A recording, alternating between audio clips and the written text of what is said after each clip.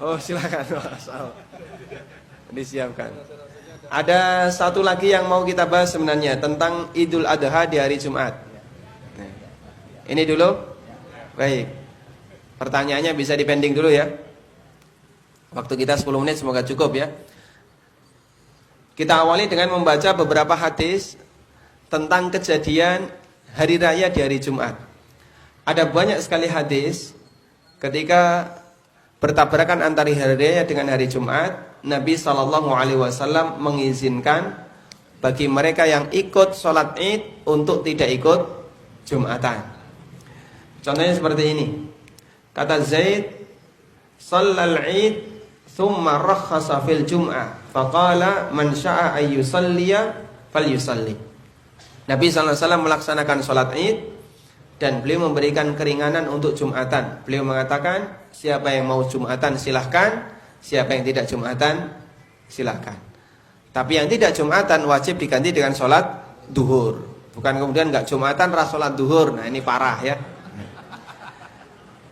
Baik, yang kedua, hadis kedua, Nabi SAW pernah bersabda, "Qad ijtama'a fi yaumikum hadza 'idan." Di satu hari ini telah berkumpul dua hari raya, yaitu hari raya Idul Fitri atau Idul Adha, yang satunya hari raya apa? Jumat, karena Jumat juga termasuk hari raya. Faman syaa ajza'ahu minal jum'ah. Siapa yang ingin untuk tidak Jumatan, sholat hari rayanya sudah menggantikan Jumatan. Wa inna mujammi'un, namun kami tetap akan menyelenggarakan Jumatan. Sehingga Jumatan tetap ada, namun Nabi SAW mengizinkan kepada mereka yang mau Jumatan silahkan, yang tidak Jumatan juga silahkan. Yang ketiga, dari Ibnu Umar radhiyallahu anhu, beliau mengatakan ada dua hari raya yang berkumpul di zaman Nabi SAW. Lalu beliau ngimami salat, tsumma qala, lalu beliau mengatakan, "Man syaa'a ayyatiyal jum'ah falyatiha, wa man syaa'a yatakhallafa falyatakhallaf." Siapa yang mau Jumatan silahkan, yang enggak hadir Jumatan juga silahkan. Hadis berikutnya, ketika terjadi di zaman Utsman bin Affan.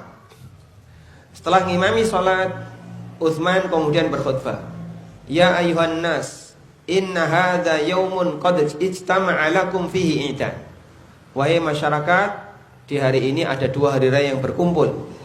Faman ahabba ayyantadhiral jum'ah min ahlil awali falyantadir. Karena itu siapa di antara ahlul awali itu orang-orang yang rumahnya jauh dari Madinah, sehingga mereka datang membutuhkan waktu yang lama, silahkan dia tunggu di sini. Wa man ahabba yarji'a faqad adzintu lahu. Siapa yang mau balik pulang silahkan. Baik, ini kesimpulannya. Orang yang telah menghadiri sholat id mendapatkan keringanan tidak Jumatan, namun dia wajib sholat duhur setelah masuk waktu duhur. Yang kedua, orang yang tidak menghadiri sholat id maka tidak termasuk yang mendapatkan keringanan, karena itu tetap wajib Jumatan baginya. Yang ketiga, wajib berangkat ke masjid untuk melaksanakan sholat Jumat. Jika di masjid tempatnya tidak ada sholat Jumat, maka dia sholat duhur, sehingga dia tetap datang. Kalau di sini tidak ada Jumatan, sholat duhur. Bagi mereka yang wajib Jumatan, misalnya pagi tadi saya tidak sholat id, berarti saya wajib Jumatan. Ketika saya datang ke masjid, kok ternyata nggak ada Jumatan, maka saya sholat duhur. Namun di sini ada catatan, wajib bagi takmir atau petugas Jumatan untuk mengadakan Jumatan di masjidnya. Tujuannya apa? Dalam rangka menyediakan sarana bagi mereka yang tidak sholat id atau bagi mereka yang ingin melaksanakan Jumatan. Sehingga ketika dia datang ke masjid kok nggak ada Jumatan, takmirnya boleh dipaksa untuk menyelenggarakan Jumatan. Karena Nabi SAW bersabda, "Wa inna mujammi'un," kami tetap Jumatan, sebagaimana disebutkan dalam hadis di atas. Kemudian orang yang sholat id dan mengambil keringanan untuk tidak Jumatan, dia wajib sholat duhur. Kemudian tidak disyariatkan mengumandangkan adzan di hari itu kecuali adzan di masjid yang diselenggarakan Jumatan.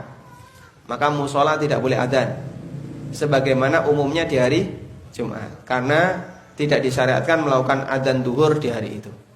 Baik, ini kesimpulan yang diberikan oleh lajnah. Maka kita sarankan di masjid ini Jumatan tetap ada, ya. Dan nanti bagi para panitia dikasih pilihan, yang mau Jumatan silahkan, yang tidak silahkan. Khusus bagi mereka yang sudah sholat.